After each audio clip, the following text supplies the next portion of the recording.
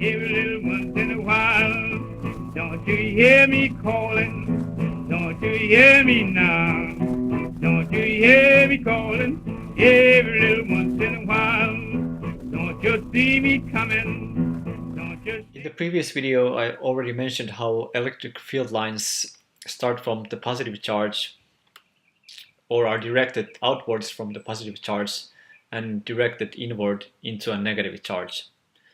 But there's more to field lines.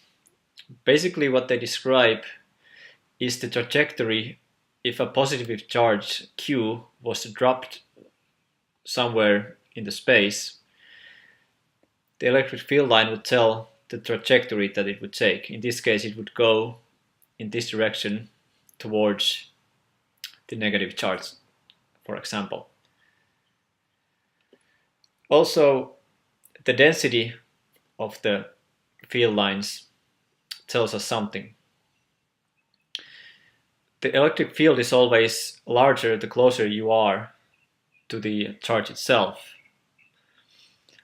And for example, if you look at the vicinity of this charge, we see that there are in a specific area, like a area like this, we have 3 field lines crossing that section.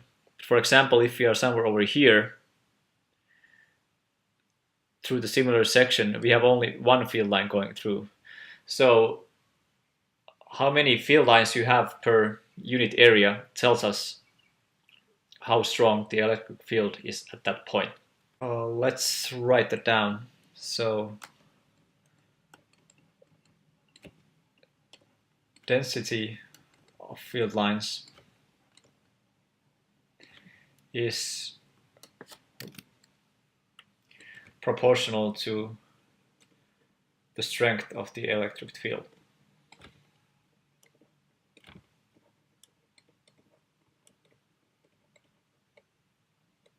At any given point.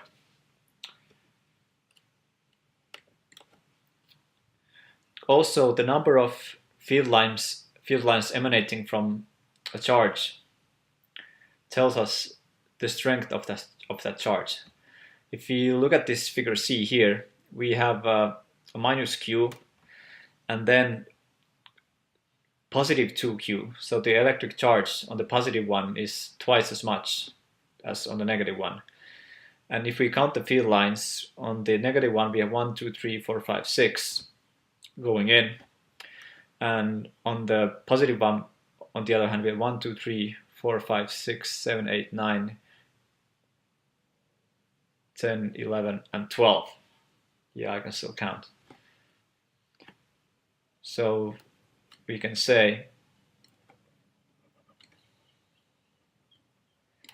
that the number of field lines is proportional to the magnitude of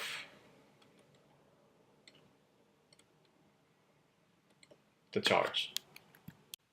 I should also add what I said first, that the shape of the field lines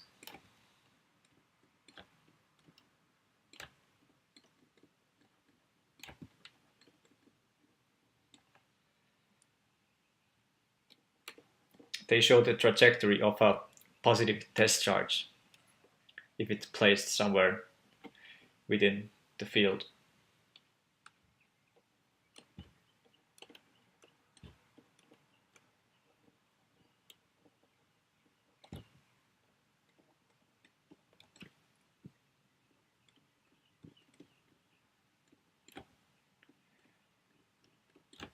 The key here, or the key word here, is positive. If we had a negative test charge, it would go in the opposite directions what these field lines describe. In figure A we see this electric field vector at point P, and the fourth rule is that the electric field vector E is always tangent to the electric field line at that point in space.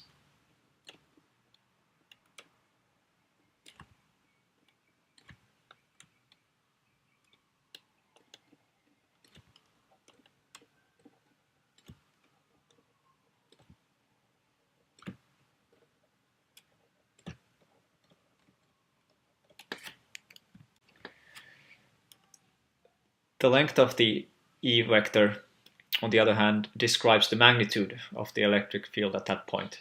So the longer the arrow, the stronger the field at that point. So for example, if we go closer to this charge, the direction would still be tangent to the line, but the magnitude would be much larger. There's an exercise in book that asks to consider 2-point charges of the same magnitude but opposite sign, which are fixed a distance d apart. So essentially we have this case here. Can you find a location where a third positive charge could be placed so that the net electric force on this third charge would be 0? So we are asked to evaluate if we place a charge here, that it would sit still.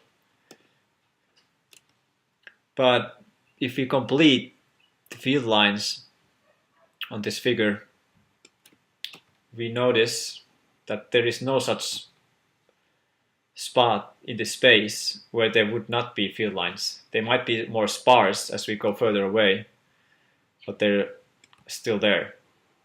So the answer is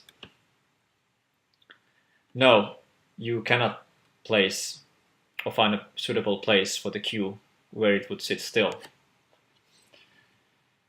On the other hand, the part B asks, what if the first two charges were both positive?